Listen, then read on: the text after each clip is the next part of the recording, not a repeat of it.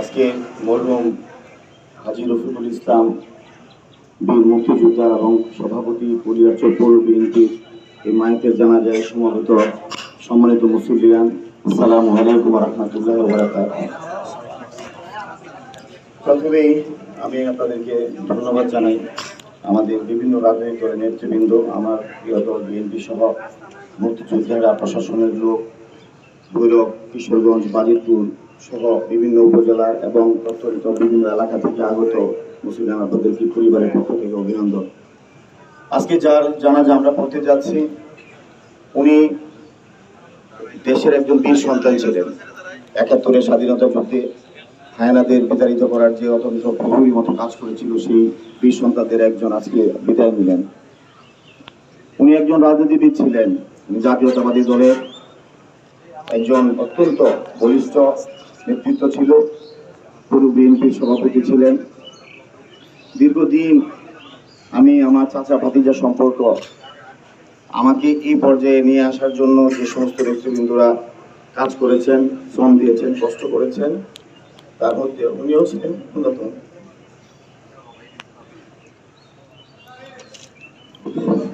পর্যায়ক্রমে আমাদের মুরব্বীরা চলে যাচ্ছে আমাদের কাছ থেকে।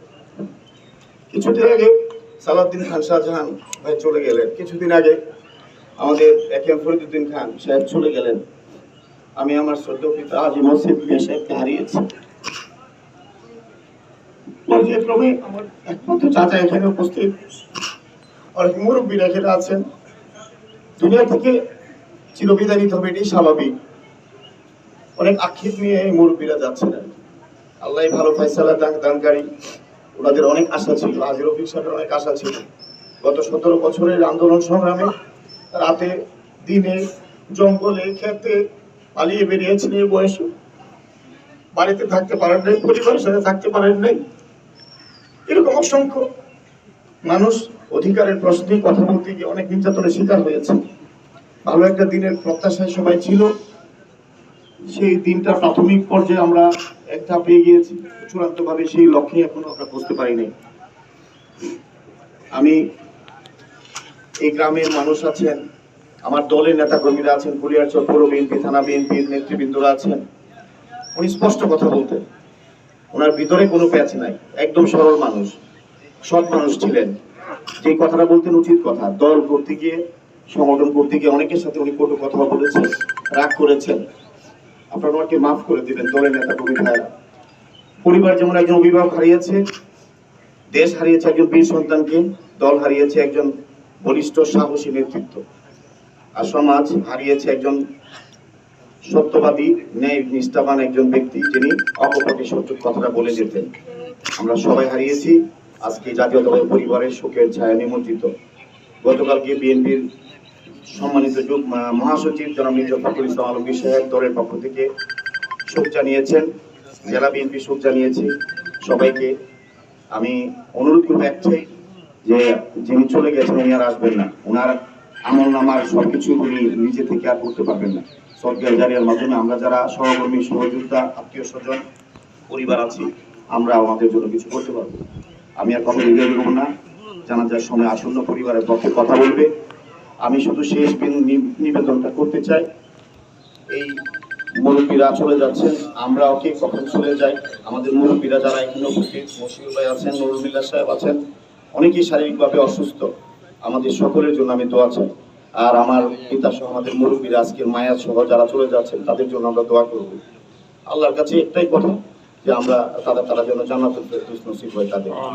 আজকের মায়াতের জন্য আল্লাহ এই কবরের জ্বর সহজ করে দেন। আমরা সবাই ওনাকে মাফ করে দেব। উনি আমাদের অত্যন্ত রক্তের সম্পর্কে উনি না, কিন্তু আমার চাচাদের মতোই উনি আরেকজন মানুষ মনে করতেন, আমার আপন চাচা। সেভাবে আমি ওনার সাথে আমার সম্পর্কটা ছিল।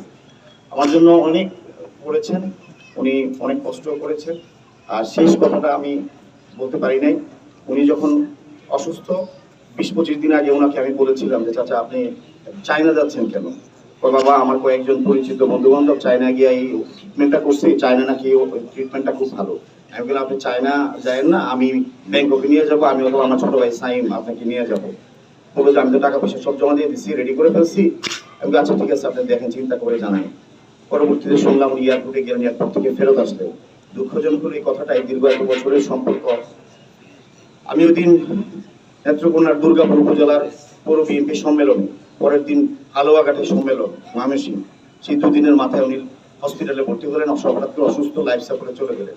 এতদিনের কথা, দলের কথা, পরিবারের কথা, অনেক কিছুই থাকে, কিন্তু সেই শেষ কথাটা আমাকেও বলে যেতে পারেনি, আমি ওনার কাছ থেকে কোনো পরামর্শ নিতে পারিনি। এটা একটা আক্ষেপ রইল। আপনারা সবাই ওনার জন্য দোয়া করবেন, আল্লাহ যেন ওনাকে মাফ করে দেন, মুরব্বীদের জন্য দোয়া করবেন, আমার জন্য দোয়া করবেন। আর চলতে ফিরতে ভুল ভ্রান্তি আমরা সকলেই করি, আমরা সকলেই সকলকে মাফ করে দিই।